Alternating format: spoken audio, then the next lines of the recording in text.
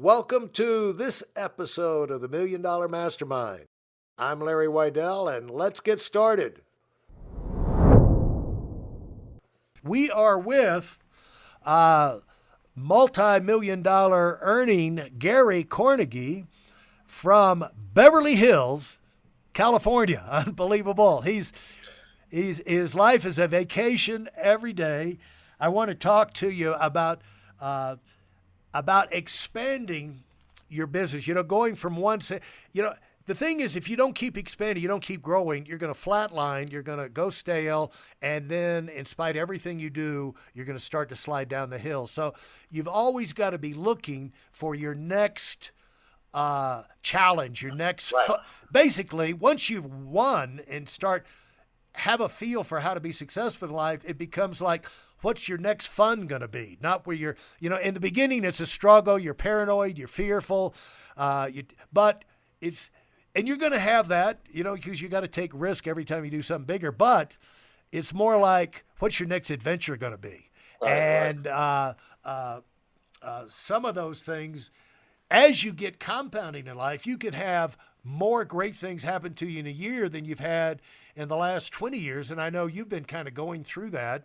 But talk about this lifestyle where you said you've got 30 people on your staff, family and friends that you pay to do things for you to allow you to live, basically run your businesses, stay in touch, but really not feel the stress, really live a life of like you're at a resort every day, but still run your businesses. And how you're a high maintenance guy, man. 30 people, just in Yeah. personal sense. Well, now I'll tell you this, right? The people that I employ, and they all play separate roles. I didn't just wake up one day and say, I want to employ 30 people. It was a need that needed to be filled that would take my time Right. away from playing the game that I'm playing. So therefore, instead of me trying to be, the engineer, on the technology side, I hired an engineer, to do that. I don't edit. But I have someone that does that for me. And then social media kind of made it where it's like you almost have to stay in touch with this world, this fast moving world. Someone has to monitor your social media, your marketing, and things like that. So, and I didn't want to be doing that myself because I thought my gift was to do what I'm doing now, talking to you and help other people. And I didn't want to spend all my time doing unnecessary things like getting my car washed or cutting my own grass. And so I staffed people because I wanted to free up my time to do what I'm really good at doing, if that makes Yeah. sense. And how do you get these people? And are they part-time, full-time, whatever? Are they just whenever you need your car washed, you just call Joe or Yeah, something like that? yeah, Yeah. yeah. I have certain people. I have four people that are full time. That's Right. all they do. They take care Uh-huh. of the Kornegay family. Right. Okay. And they've been doing this for 15, 16 years. So you have to understand, my kids were in elementary, middle school, high school, trying to pick them up from school, but I'm doing a podcast with Larry, Yeah. I can Right. send my driver to go pick my kids up. Right. You can't trust everybody with your children. So when you get a good staff, you keep them. Right. When my mom was dealing with chemotherapy and cancer, I had someone to take care of her. That lady still works for me today. My mom passed away in 2013, but that young lady still works for my family. But I hired her to take care of my mother. Yeah. Get it? Because I Yeah. couldn't be there all the time. So once you get your crew, you know what I'm talking about. People you Absolutely. trust, you don't ever get rid of them. You take care of them. They take care of me. I take care of them. Absolutely. And when you have moved, when did the light bulb go on for you that this is my strength and I'm going to be smarter if I don't try and be a jack of all trades? I try and focus on my strength because I've had so many people we promoted out to get their own location, get their own office. And I said, the first thing, you got to get some secretarial help. First thing, open that thing up, get some administrative to take that, that repetitive type thing off your shoulder. You know what they'll try and do? They'll try and palm it off on the wife, and those guys never go anywhere. because I don't want my, for a period of time, maybe the wife goes in there. But, when I was even a trainee, I had a part-time lady come in 3 days a week, because there's a lot of ladies at home. You can find men, of course, but in fact, a friend of mine, him, Mike Tuttle, when he started as a trainee, he knew his strength was talking to people, and he hates paperwork. And so what he did, he took a cassette, like doctors used to do in the old days, where they would talk into a cassette when they saw you. He'd take a cassette recorder around with him, and he'd see a family, and all the follow-up details he would put on this tape. And then he would also dictate a letter, because he's really good at letter follow-ups, and he'd dictate a quick note for the guy to type up and for him, so when he came in, he could sign it and send it. And he just saw people all the time in sales. And this guy, he found a guy who was going to college, graduate school, who needed a job. So he would drop off that cassette tape. He would have it in his garage. And every day he'd drop off a new cassette tape, and the guy would come by, pick up the cassette tape, and drop off the paperwork that he had done from the previous day's cassette tape, Wow. And he did that I'll tell you, he did that as a first level manager trainee. And, he had he built an unbelievable business out of Dallas, Texas. But Yeah, I was just with him actually in Cabo, Mexico. He spends a lot of time in Mexico, doing a lot of philanthropy work in Mexico, humanitarian stuff. Right. He loves doing that, Mike. And I was with him in Cabo, and I didn't know that he was there when I was there. And I found out the day I was leaving, he was there. And he stopped what he was doing and took me to lunch and my family. We spent about 3 hours with him. Yeah. Incredible human being. Yes. But he hates details, Yes. Yes. But he can do the details, by the way. Right. If he ever suckers you into a hunting trip, you'll have a ball, but he handles the paperwork on the hunting trips. Because I've always known him as a guy just not detail oriented, can't be bothered, can't remember nothing. But it came time where after 17 years, he talked me into going on a wing shooting trip down for doves in Mexico. And you got to get permits and register your guns and all this stuff in advance, and with going across the countries and all. I got this 3 or 4 page packet, detail, single line typed, and to do this, that, and the other. I said, "Who did this?" He goes, "Oh, I did." And he said, "I'm the only one who knows all this stuff." I said, "And you're the guy who's not detail oriented?" Oh, wow. If it's maybe later in life you learn that skill. If it's something he was really interested in, he got detail oriented. Yeah. But of the other stuff, no, I'm not detail oriented. He knew how to do it. He just wasn't going to let anybody know.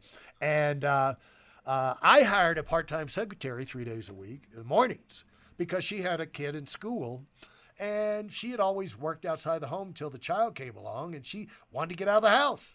Mm-hmm. And this was so far back, Gary, that she actually, way before computers and all of that, she actually brought her own portable typewriter to work every day for her 4-hour shift, so she'd have something to type on. Was that the heavy typewriters? The heavy one? No, it was a little portable one.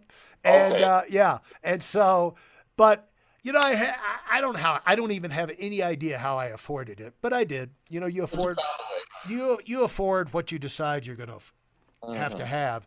And so staffing up like that, where did that light bulb go on for you that, something told you that, or you saw somebody? Where does it?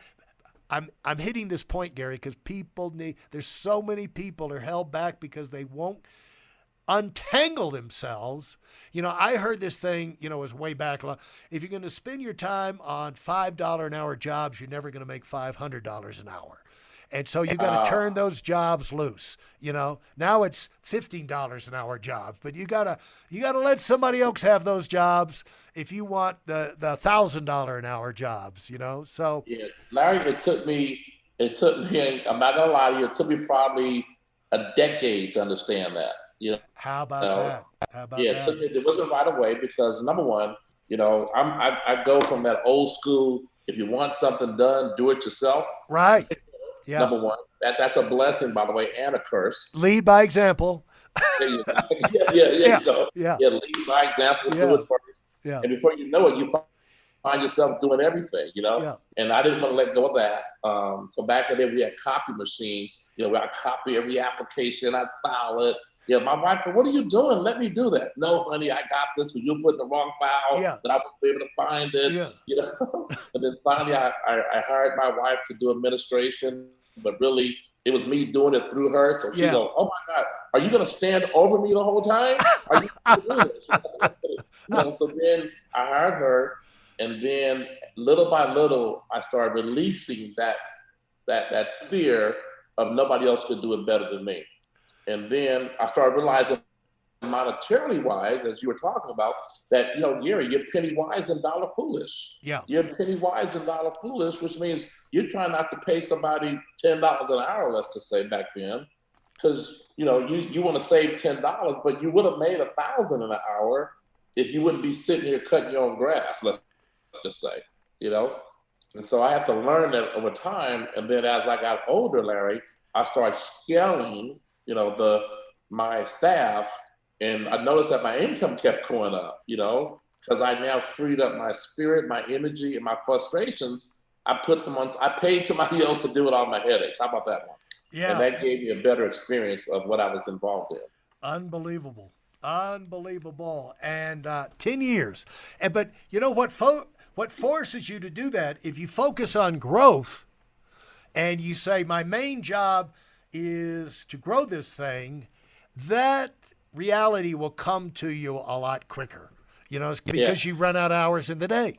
And it's easier if it's in the context of, I have got, you know, you've heard, I spend so much of my time trying to get people to stop running their lives according to some method they heard in a book or a tape or from a speech or that somebody else did it. I said, live your life.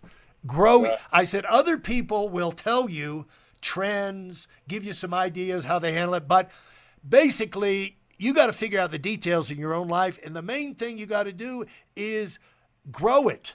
And don't get some momentum going and then start looking over your shoulder. Am I doing this the right way? Is this working out the way? Does this fit how I heard in a book? Or is this how I heard that so-and-so said?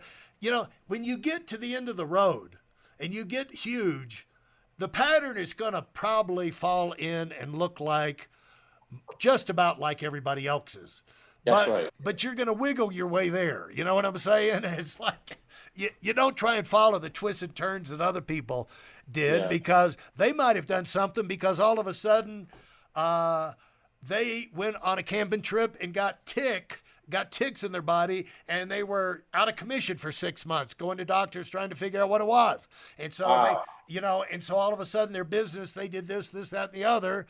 Well, and then 2 years later, you say, well, back, they did this. Now, there's reasons. You just grow your darn business. Right. Keep your mind on, and usually what'll tell you is like activity, you'll run out of time. Bottleneck. You run out of time. It's like, I got to offload some of the things I'm doing, or this is as big as I will ever get. And probably it'll be temporarily this big, because if I don't keep getting bigger, I'm going to flatline and then I'm going to decline. And once the decline sets in, it usually happens fast. It just rolls. Once you lose grip on that flagpole and you start to slide down, good luck regaining that grip. You know what I'm saying? Right? What a great analogy. That is so true. And I think that's where I'm at. Larry, I'm 57 years old, and I got this tight grip right now, as know, in my business. And I'm holding on tight because you're right. Because once you lose that grip, I've seen many do that. Yeah. And they can do it not because they're sorry, because they're stupid, because they're ignorant. It's just what happens is you get sidetracked. And you get your mind off of your main goal as a leader. And your main goal as a leader is to produce results. Right. bigger results. Your team can stagnate without you. Right. But the only way to measure your impact in a given month or year with your team is how much they grew, because Right. they could maintain without you, Right. or they could slump without you. Wow. Yeah. It just there's no effort needed in maintaining. You're correct. Yeah. Right. But in the growth process, you have to be laser focused. You have to be about your business. If you're a team, if you have a team around you, depending on what kind of business that you're in, for them to not stagnate, right? They got to grow too. I think that you asked that in the first session, where do you go now? What mountain do you climb? Why are you climbing the mountain? Why are you going out to the next level? Like, isn't this enough for you? Right. It's because if I stop, I have a movement of people that if I settle at the level I'm at, they're done. They're in trouble. Right. That makes sense? Exactly. I'm good, Larry. I'm good. But the people that believed in us, Right. they hadn't got there yet. Yeah. So that makes sense? So they need us to go to the next level. Absolutely fantastic insights. Thanks so much, Gary, for being with us, and looking forward to doing it again. Anytime, Larry. Thanks for listening to this episode of $1 Million Mastermind with me, Larry Weidel. If I've helped you in any way, leave us a 5-star rating and review on Apple Podcasts. For more information like this, listen to our other $1 Million Mastermind episodes, and check out my Weidel Academy YouTube channel and visit us on WeidelOnWinning.com. I'm the $1 Million Mastermind, and until next time, go, go, go.